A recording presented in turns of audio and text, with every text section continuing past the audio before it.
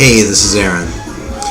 Alright, so I got a pack in the mail from Mr. Greeno. We're going to bust that open. I'm actually not sure what's in it. I think it's sort of a trade, but I'll call it VCLT anyway because I don't know what's in it, so fuck it. I haven't sent my shit out either, so just fucking fess up to that. I do have a pretty good excuse, but, you know, whatever.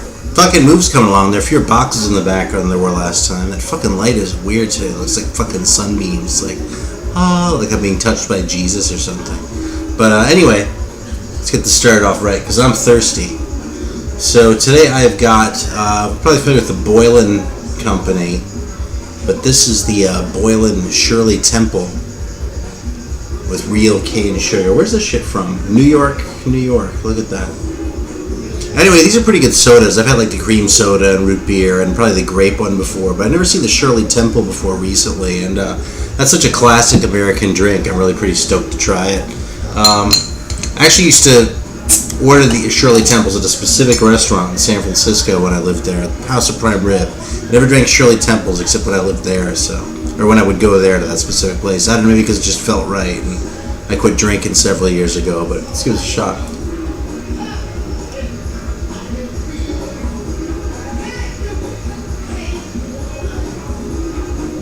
Oh, it's really ginger ale-y, actually. Just something more like ginger ale and the other stuff. Usually it's kind of more the grenadine in that you're tasting through. I didn't even remember what was in this, but I was thinking it was 7-Up, but it tastes like it's ginger ale.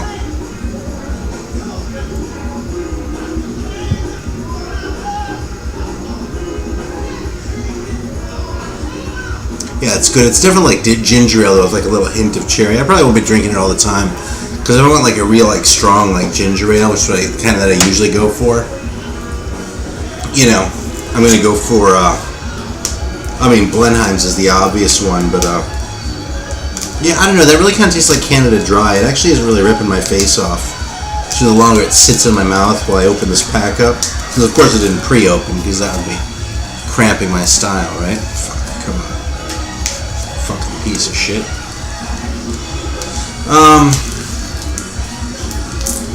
Fuck. Maybe it's one more chance, here's what we're going to do.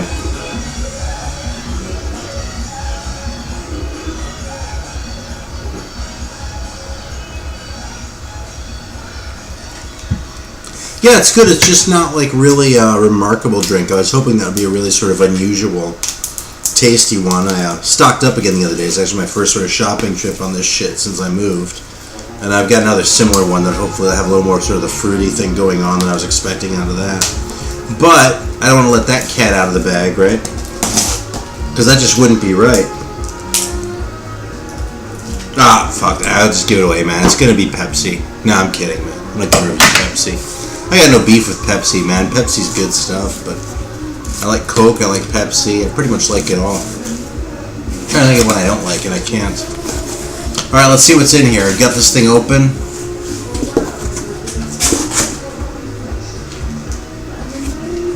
Oh, man, here we go. Alright, actually is what I thought. So this is a trade, which means I need to get my shit out there. But this is getting some real fast for you today. Hope to have more shit soon. His handwriting is so easy to read compared to mine. It doesn't have that like weirdness that LJ's has. All right, this is a really cool piece. I really should already have this. I don't have any excuse, but this is I'm gonna hold it up this way. This is the High Roller, Just as the Dust Had Settled by Jameson Raid. And I actually don't even know exactly what's on here. Okay, it's one record. I wasn't sure if it was one or two. I know this definitely has the stuff from the singles on it. God, that's thick. This book is like as heavy as a fucking record. Yeah, 7 Days of Splendor, It's a Crime, which is like my favorite, like, kind of punky new wave British heavy metal song. It really is. It's maybe not my all-time favorite, but like for like that sort of really kind of punky thing, I think the only songs I'd even put up against it are Sledgehammer by Sledgehammer and Red Lion by Ground Attack comes to mind too, but It's a Crime is a fucking great song, man. That's what got me going on. Catcher in the Rise of the Ponderous, and I don't know these other ones. I know The Hypnotist was a single, but I don't have that one. And a lot of these songs were even earlier, actually, like 79. It's fucking awesome. I can't wait to check this thing out. I haven't been listening to a lot of metal lately. I know I'm the metal theologian, not the funk or jazz theologian, but I've been listening more like funk and jazz stuff. But I've been listening to a few rock things. They've kind of been more sort of just like straight ahead, like hard rock. Like that Dirty Tricks I showed the other day really hit the spot. And this is really kind of more in that direction than the more sort of straight, like, metal shit. Not that the metal's going anywhere, because I fucking love my metal, right? No apologies for that. So anyway, for the rest of this video, I was thinking, I just show a few promo things, just kind of randomly, like shit that came to mind when I was thinking about it. One thing I've seen some people in the VC showing that I kind of don't quite get, honestly, maybe someone can enlighten me, but there's people getting excited about those gold stamp promos, people call them, where, it has that stamp over the barcode that says loan for promotional use only, blah, blah, blah. I don't know, those seem to turn up a lot, and maybe it's just where I've lived. I mean, I did live in LA for a while, but, you feel like you see those in Cleveland, and not so much here, so maybe that's really just what it boils down to.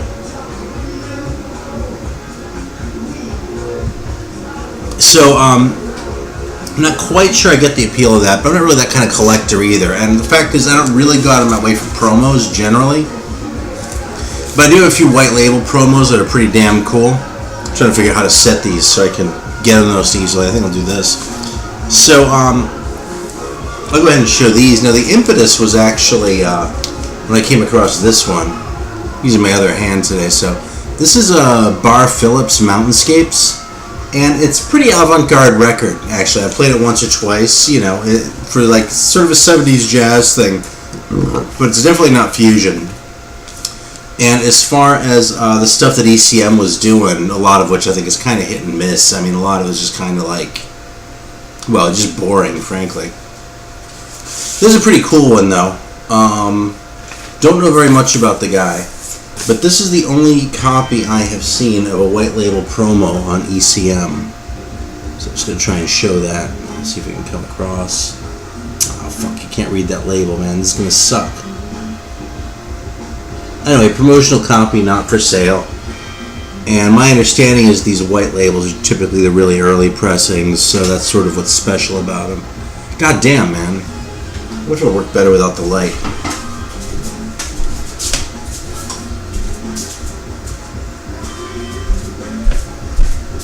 Turn on a different fucking light.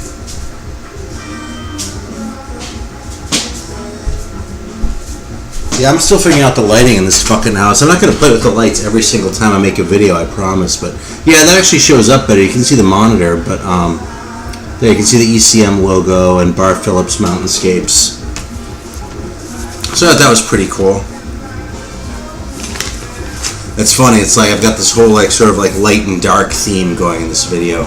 Because the first half I was drinking the Shirley Temple, it was all like, yeah, we're in the light, and now we're in the fucking darkness because we're taking out the records. And of course, there's nothing but the devil's music in this house. And you know why that is? Because all music is of the devil. Alright, so that's that one. The next one I'm going to show is a really damn cool one. Even I was pretty stoked about this fucker. And that is... And that's this classic right here. Fuck. Alright, this is Kingdom Come by Sir Lord Baltimore. This is an original, which I actually just found in the wild in San Francisco. It has the wallet-style cover. So there's the gatefold, and this is the thin thing. And I don't know if I can have the dexterity to do this on camera, but the record's in here. So there's that. And if you check that out, that is a white label promo on the Mercury label. There, it says at the bottom, promotional copy, not for sale. So I'm kind of proud of that one, aside from the fact of this being one of the best fucking records to come out of the 70s. And my god. I actually turned on to this record because I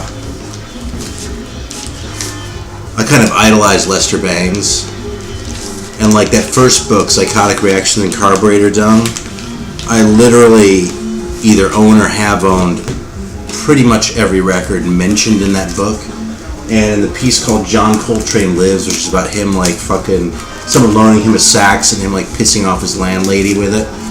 he makes a passing mention of how he was listening to something one day and blah blah blah, and she got really pissed. Next time it was Sir Lord Baltimore, and it was blah blah blah something else, and I don't even remember what the other thing was, but I was like, who the fuck is Sir Lord Baltimore? And then the index was under Baltimore, Sir Lord. So I actually thought it was the guy at first, and I figured out it was the band, like as opposed to the actual Sir Lord Baltimore, whoever the fuck that was.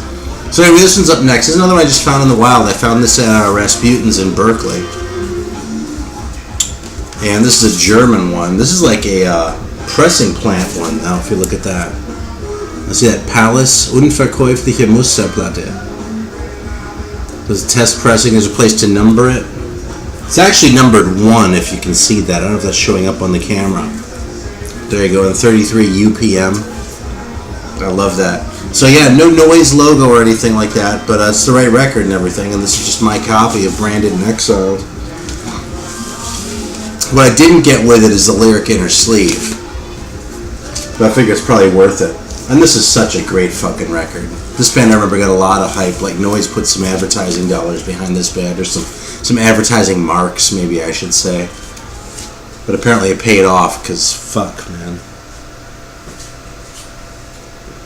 Alright, this next one's probably the rarest one. Dude, I found all these in the wild, man.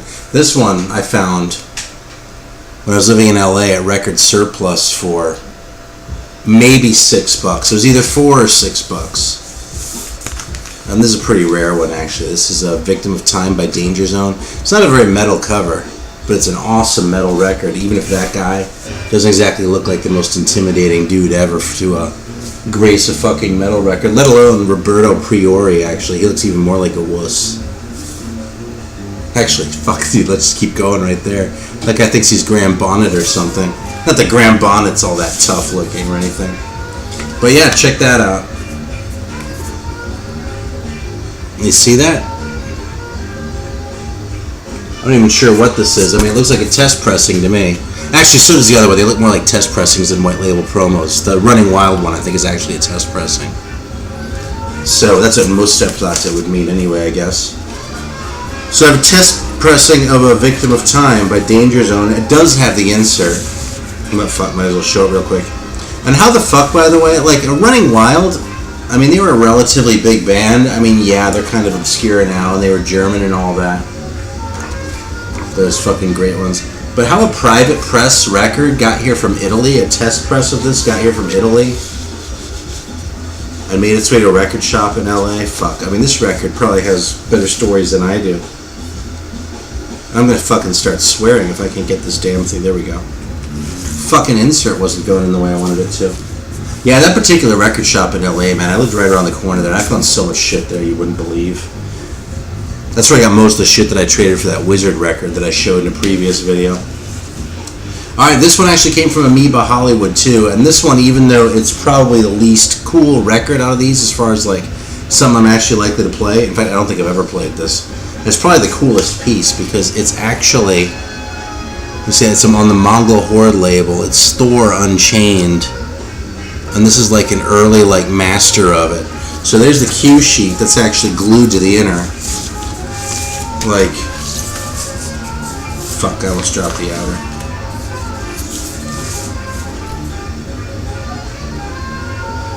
That's funny. So it just has a piece of cardboard in it, right? And then this brain eater thing. I don't even know what that is. Doesn't seem relevant at all. Someone probably slipped that in there. I don't think I ever noticed it before. No, it just has Mongol Horde releases, Takashi Alien, Thor, Virgin Steel. And then this thing actually says on it, the buzz you hear at the very end of Rock the City is a lame attempt by the evil Moloch to sabotage this project. See about the light, dude? I'm telling you. Having snuck into the mastering lab late one night, the evil Moloch used his anti-lacquer gun to create buzzes on the disc. Thor, having raised and lowered his hammer on Moloch's skull, has avenged evil once again. I should have saved this for another story time with the Metal Theologian. The cast of Chips will personally watch over the new mastering and lacquering as a special thanks to Thor for finally nabbing the evil Moloch. Buzzless pressings will follow shortly. So there you go. And here's what it looks like.